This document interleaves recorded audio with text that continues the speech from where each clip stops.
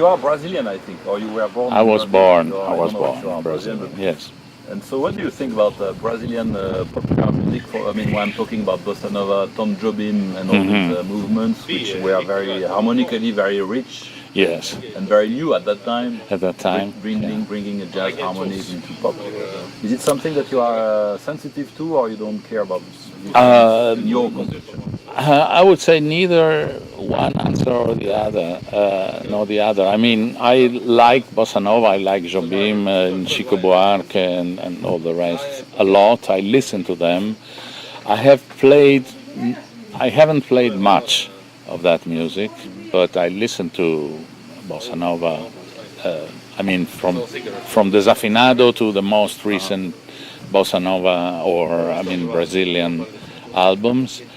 But I am not very much into that kind of harmony, of jazz harmony, and so on. And you are able to, I mean, I know it's difficult, but are you able to specify, to describe what kind of harmonies you are really interested in pop songs, in your songs? You say it's not bossa nova or not jazz? Yes. Could you say what it is? I like very much, as I said, ambiguous harmonies. I would say modal. Although my friend Philip Tagg would object,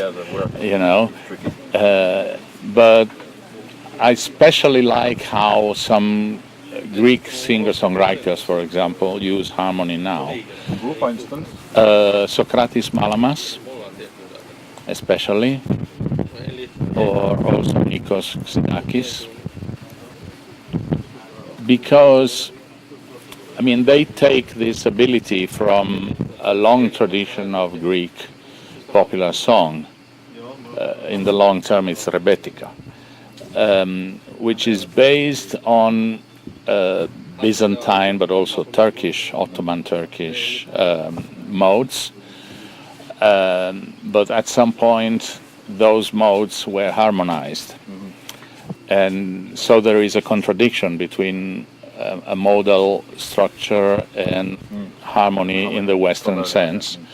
And so there is a very careful management of harmony, in that you have to respect the ideas which lay behind the modes, and try not to add notes which are not in those modes and which are not in that culture. Last year I was here with a guy who performs at the Panegyria here, who plays violin, and is a good source for me because he studied at the conservatory, but he's also a traditional musician, so he can translate his tradition in terms that I can understand. And he showed me all different kinds of sequences which are allowed and forbidden in the local music. So sometimes to us it sounds like major minor, but you never find the seventh degree. You never find a fifth or a dominant. The dominant function is created with other chords.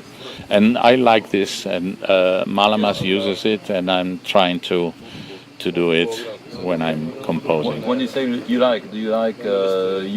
like playing with constraints? You mean having those kind of constraints? On one hand, it's very. But on the other hand, it's a matter of sound.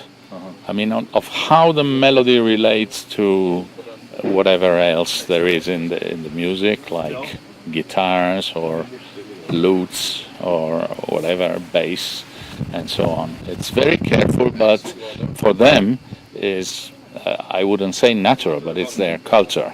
So they know which notes to play and which never to play. And also the chords they use, for example, Malamas, who is a guitarist, if you look at his videos, there are many on YouTube, you will see that he's very often using a capo, because he likes to use open strings, and the fingerings of his chords are always unconventional. They're not very difficult. It's not like bossa nova that you have those chords with sixth and ninth and so on. That I also had to find a convention with my friends I'm playing with to note those chords. So, for example, I write